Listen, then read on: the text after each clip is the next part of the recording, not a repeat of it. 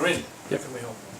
Okay, so one thing that I heard a lot of was, and what I was interpreting of setting your client or athlete up for success. So, like if you're trying to fix the foot, you kind of slow it down and bring them back so that they can, and then also understand, feel, change. yeah, and then like you know, self-esteem wise, like it feels good to succeed. And Exactly. when you have that competitive edge, Yes. and you want to succeed, but you're trying to improve at the same time, it can kind of be like this. So. So the best results in sport are occurred when you have a lot of little successes. And if you have frustration as the opposite of emotion, you've got a real problem. So as a coach, we want to give them something that they can succeed at, and if for whatever reason it's not working, we pull back and rethink our cueing or what we're doing, because we don't want them to bang their head and develop the frustration. Now, coaches, we can't afford to do frustration either, because if we do frustration, they're going to model us. So a coach can't be frustrated. You hear a coach be frustrated, they've got a problem. And secondly, we want to ensure that frustration is actually a challenge and then a celebration. A challenge and a celebration. And that's the only cycle we really want to have. What sport? I'm a personal trainer, so actually no sport. No sport. I do triathlons, but I just train by the studio. Excellent. Great question. I hope I've addressed that. Yes. You're welcome. Came equipped? All eyes on me. Well, only to give you an opportunity, but Sure. Yeah, along the same lines, I deal with a lot of people that are, thinking doing more is always the best, and they want to continue to improve, and they want to continually, that's what they do 8 hours, or this guy over here is doing 9 hours a week. Yes. How do I do 12 hours a week? And how do you kind of, I've had a conversation with people, and they just basically say, yeah, that's not for me. I want to do more and more. Like, I need to do more to get better. And when you say, maybe if you take it back a little bit, and So then you just kind of say you've something. almost hit the nail on the head when you said, you just repeat what you said. When you say, you understand what you said? It's when you say. Sure. When you say. Right. So is that lead discovery, or is that telling them? That's Excellent. So when someone makes a ridiculous statement to me, one that's not in line with my values, I just ask questions. Now, they'll give me the answer they want to give.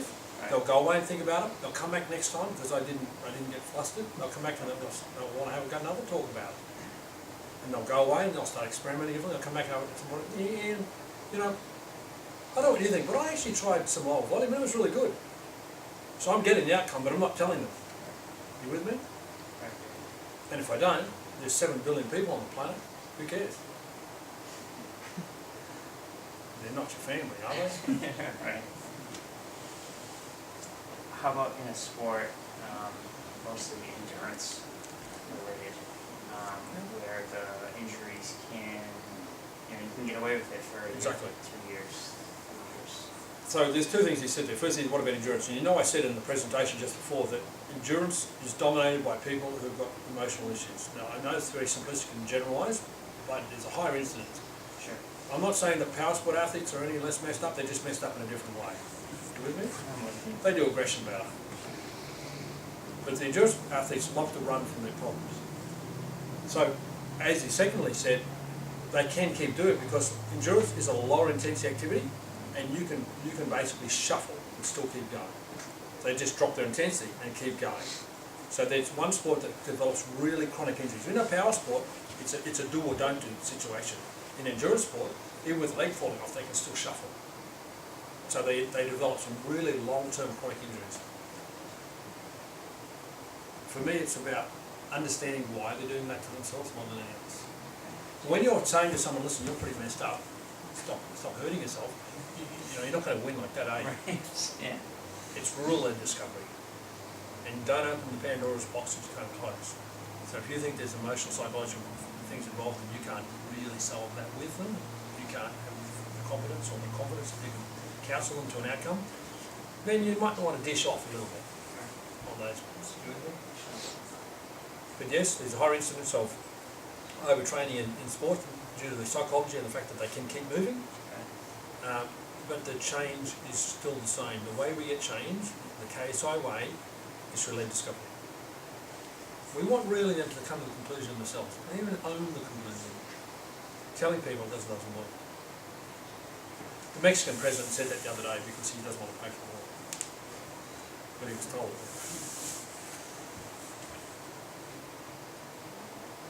So if you guys have general questions about, any question at all.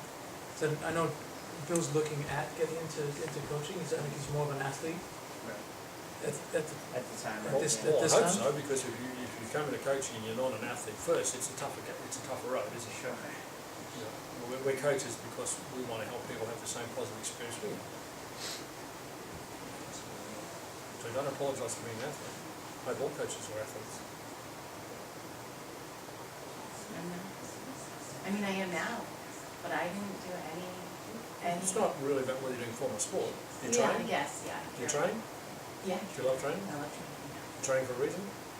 So I feel good, Doesn't matter the reason, you've got a reason, haven't you? Yeah. Well, then you can relate, you have empathy, you can help others. yeah. If you don't train, so you're not asking to be an Olympic coach, you're just asking to help people do what you've done, achieve some of the things you know. It's easy. Reading pain. Exactly. The body. Exactly. Yeah. So you don't have to apologise for anything else because you're simply passing on the gift that you've received. That's all it is. What's that? Yeah, just like that. Like, use them wherever you got. That's A little bit on the soreness thing, topic that we were talking about, I'm doing exactly what you told us not to do, I probably should have asked during, but, with my clients, I have a hard time like teaching them, the difference between discomfort and pain. Because the discomfort is where you grow, so you wanna get there. Interesting point, keep going. Okay. Discomfort is where you grow and you wanna get there, but you also wanna honor the muscle or joint's ability. So how do you, and balance is something that I have a hard time doing that with because it frustrates them and they feel like failure, and I don't like to set anyone up for failure. So how do you teach them to stay with the soreness and not push it too far? Well, let's go back to the fundamental assumption that growth comes from pain. No, growth comes from discomfort. Oh, sorry. Growth comes from this one. I'm paraphrasing, my apologies. Does it? From my experience, yes. Okay. So when you did it yourself, it was effective? As long as I stayed in the line of, So Yeah. effective? Mhm. Yep, excellent. yeah, Was it the best way? it's the way I know how. So So- it got me there, so yes, Was it the best way? for me, yes. You Because did it it. got me there. You did it, you got Yeah. a result. Mhm. But how do we know it was the best way? It's the only way that I know right now. Exactly. So to answer the question objectively, when I say it was the best way, you'd have to say I don't know because I didn't train the other way. Thirdly, were you just meeting physical needs or were you meeting emotional needs at the same time? Oh, almost emotional too. Thank you. Is Has that to an be optimal first. way to make, is that an optimal way to make training decisions? No. There you go. So you've just come to a conclusion or become aware that what you did isn't necessarily the best for other people, and that the premises upon which you're making your training decisions might benefit from being your physical coach. Because for me, I believe the exposure of the activity is the thing that makes you better. I don't actually have to get people to experience discomfort to get better. Doing it will make them better.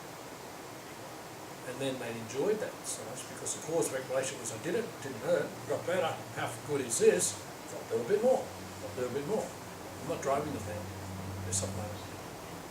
So muscle soreness is something that you don't even promote or, you really can advance without, Well, based Without upon bloodlessness? about the 10 million people I've trained, yeah.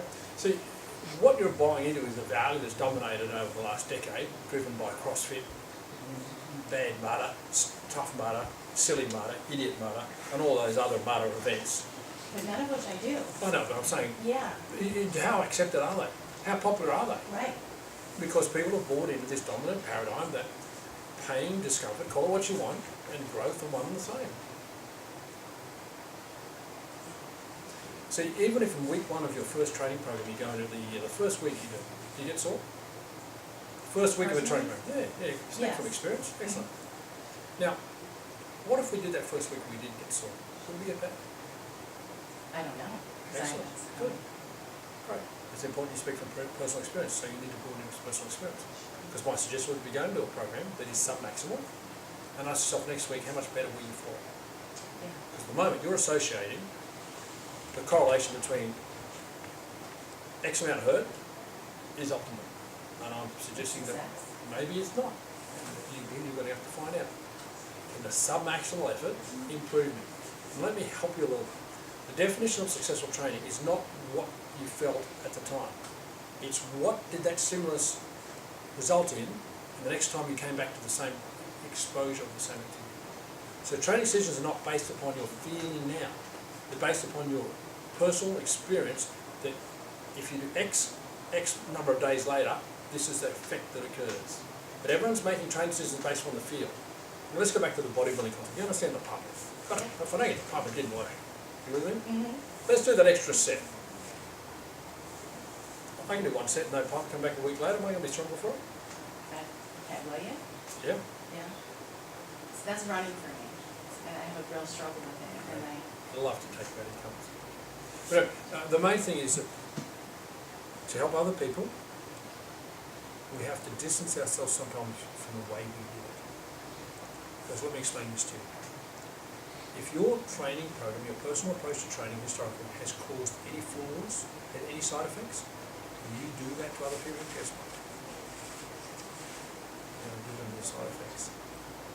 So when I'm working with a coach, and the coach had to retire because their hip was so sore, their proteges are going to what?